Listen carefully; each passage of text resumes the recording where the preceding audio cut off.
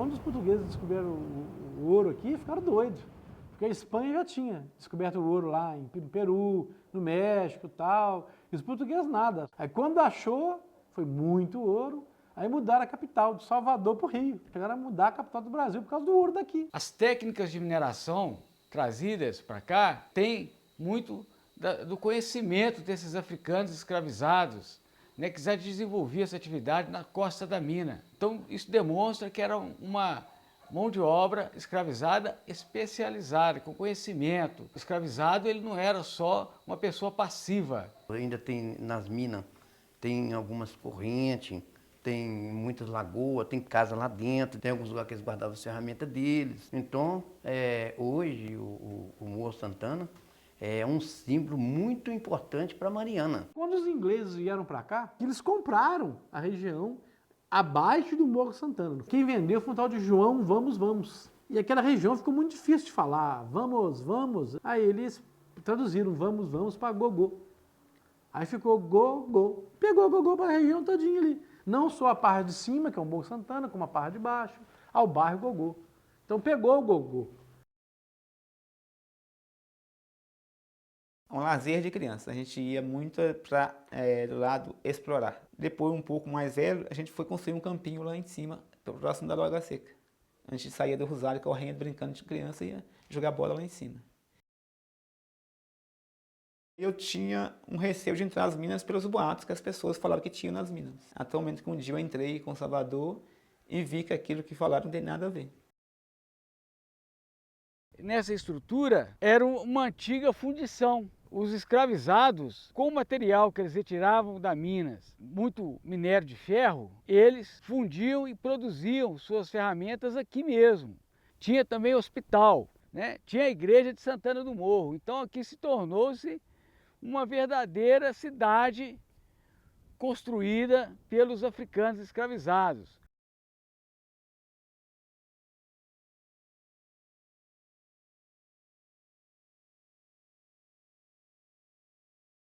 A igreja era utilizada, né, para cerimônias religiosas, tinha imagens ligadas à Semana Santa, tinha essa questão também da festa de Santana, que inclusive minha mãe, ela vinha com a minha bisavó para a festa aqui. Então ela conta que a banda União 15 de Novembro vinha, era uma festa muito movimentada.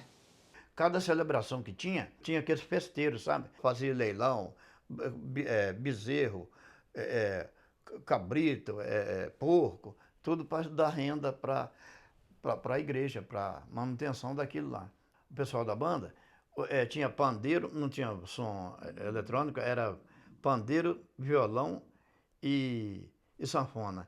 Aí o pessoal tocava ali e aquele poeirão, e o pessoal fazia um forró ali do caramba, dançava tudo ali, aquele poeirão levantando e o pessoal dançando, entendeu? Era legal pra caramba. Isso tudo acontecia lá em cima? Acontecia tudo lá.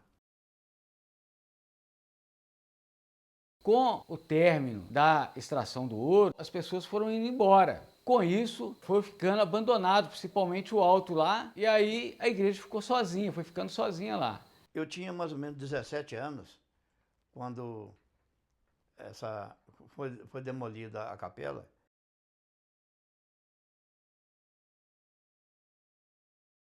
Na época, segundo as pessoas que residem aqui mais velhas, eles falaram que foi passado para eles que a igreja tinha caído.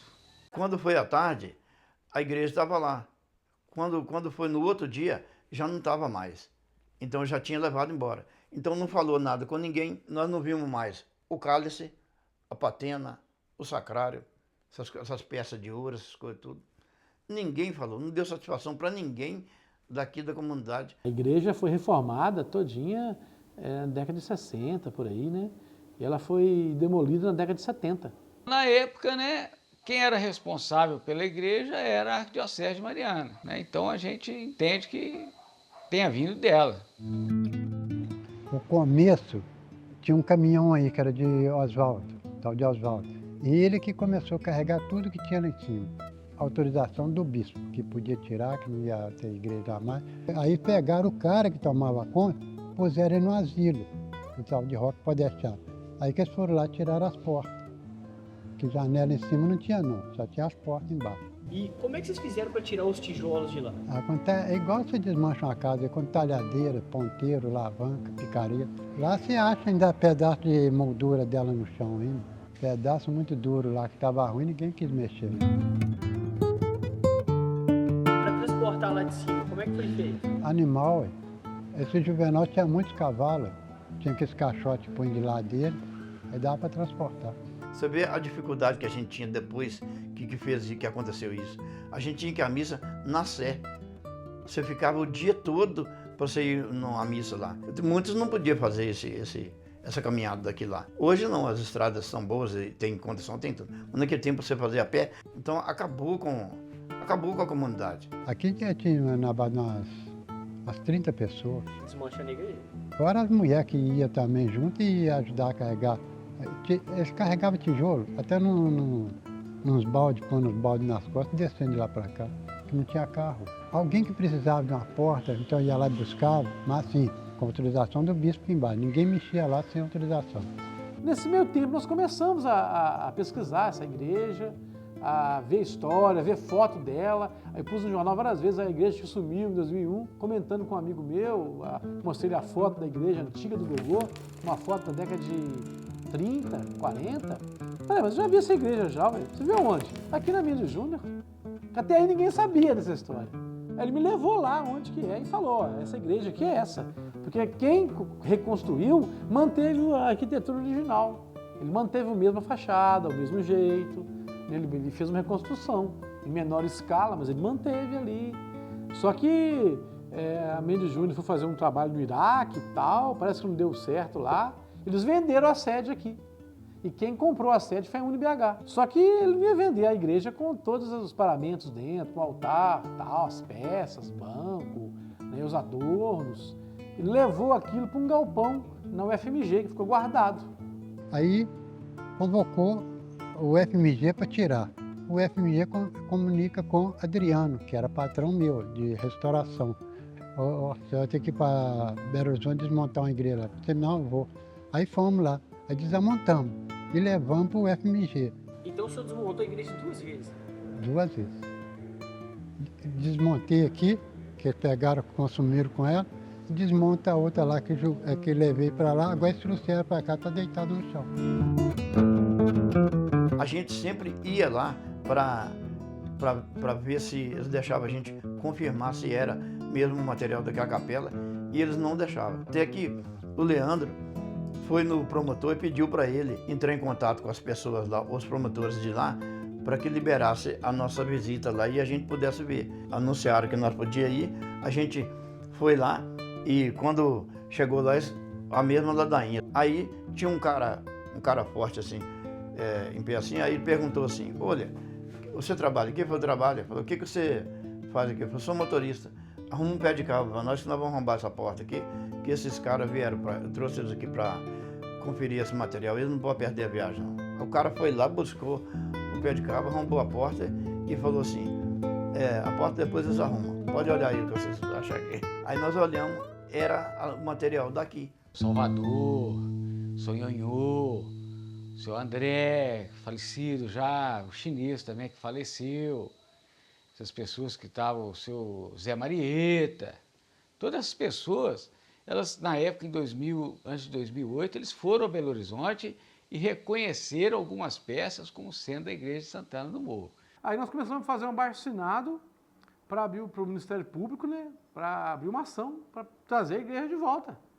Né? Aí fizemos esse abaixo-assinado em 2002, foi no ateliê de Eduardo Campos e Geraldino, 711 assinaturas para trazer a igreja de volta. Em 2008 chegaram as peças de volta em Mariana.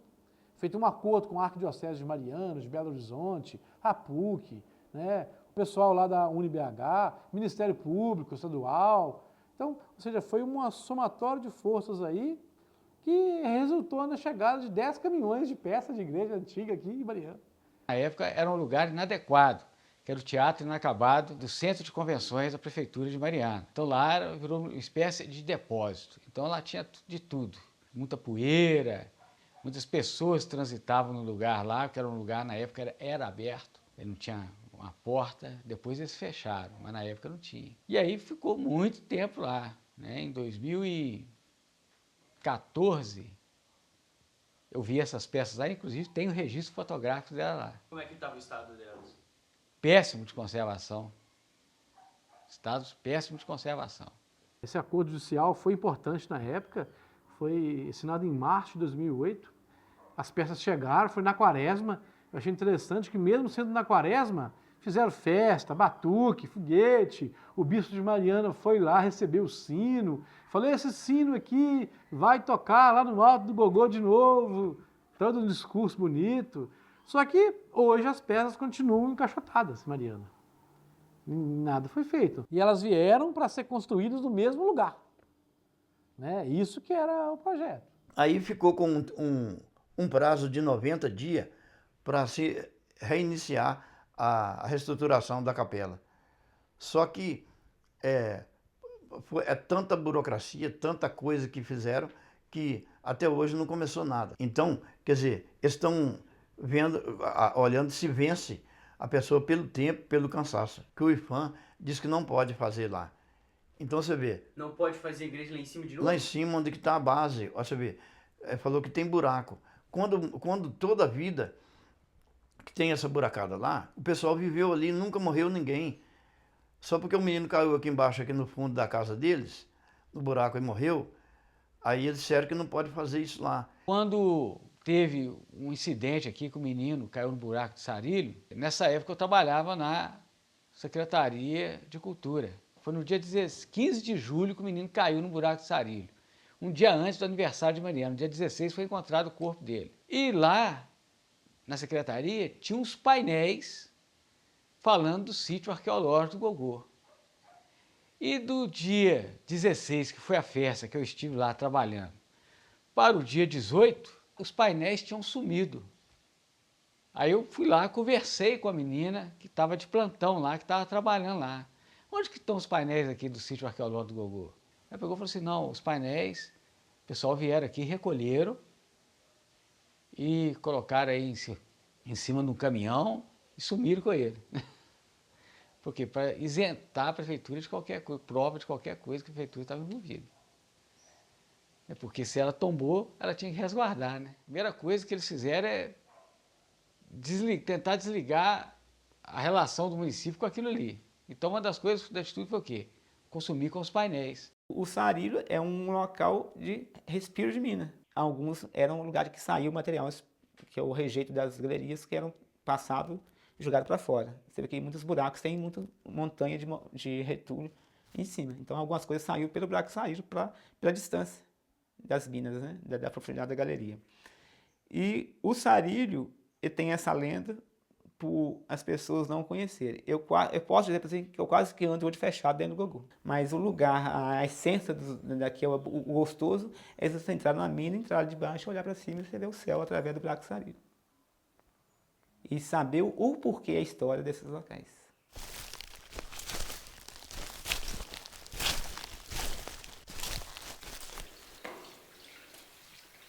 Esse buraco sari eram os respiradores das galerias. Além de dar o ar para os escravos que trabalharam nela, ele tinha um tripé em cima que puxava o material, tipo uma cisterna, o material para puxar para fora, para ser triturado. Aqui é um desmonte de material retirado das minas. Então, esses desmontes aqui é um registro do processo como que os escravizados, né, os africanos e seus descendentes, trabalhavam aqui na mineração.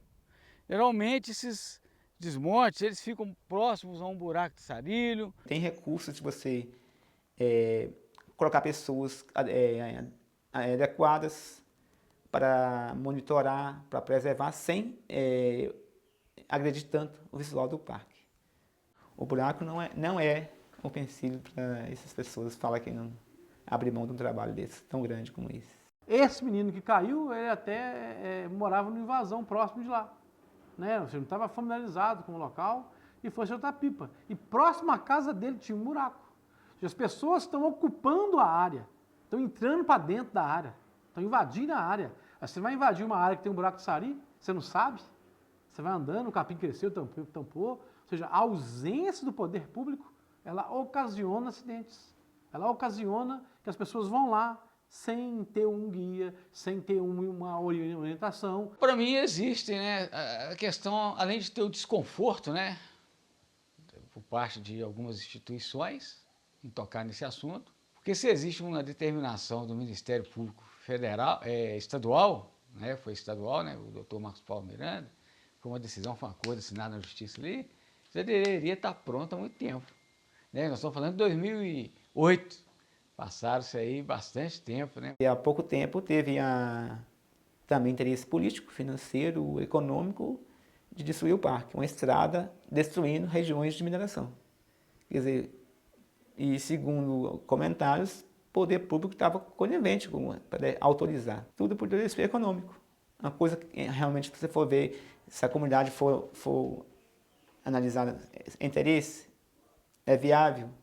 Uma coisa inviável. Agora, o impeditivo para que o parque não acontecesse são interesses econômicos aliados com interesses políticos. Quando o interesse econômico se sobrepõe à vontade popular na política, acontecem as piores coisas. Né? Porque quem manda mais na cidade é o poder econômico, não é o povo. A cidade tem que ser boa para o povo, não tem que ser boa para alguns. O parque é importante preservar, né? Primeiro assim, que ele tem uma estrutura muito forte, muito preservada ainda, muitas ruínas, mas você tem todo aquele contexto de como funcionava a mineração do ouro no século XVIII, século XIX, toda a tecnologia, é algo que a gente não consegue encontrar em outras cidades, que esses locais foram muito ocupados irregularmente, né, pelas chamadas invasões durante a década de 80, 90 e os anos 2000. Então você tem dá para você fazer toda leitura do contexto, do cotidiano de vida daquela população, do trabalho dos escravizados, do trabalho da mineração naquela época. Então, talvez é um dos mais importantes registros no Brasil desse período. A importância da cidade ter origem, ela tem que ter seu início, né? Ela tem que contar a sua história. O pessoal acha que isso começou em Mariana, no centro de Mariana, não. Começou nos morros, no Alto de Morro. Depois que eles foram mudando para onde que é Mariana hoje. Mas o grosso era lá em cima. E aquele lugar conta a história de Mariana, indubitavelmente. Não há dúvida nisso. Que lá é o início de Mariana e Mariana é o início de Minas. Então nós temos que ter um lugar para contar essa história. Tem plantas medicinais de várias qualidades ali, que tem igual as congonha orelha de rato, congonha bugre, tem orquídeas, tem plantas medicinais de tudo enquanto é tempo você pensar. Deveria de reconstruir essa igreja para mostrar para as pessoas, entendeu? Que é um símbolo que nós não podemos perder da nossa comunidade. Então a gente queria ver um dia essa igreja de volta lá, mas que ela não seja só uma igreja, mas símbolo da religiosidade das pessoas, e símbolo de um local, né? Que lá tem toda uma estrutura. E naquele tempo a igreja era imprescindível, né? A gente deixar acabar isso, está acabando com a memória do lugar, porque a verdadeira viagem se faz na memória. Uma cabeça sem memória é uma fortaleza sem defesa.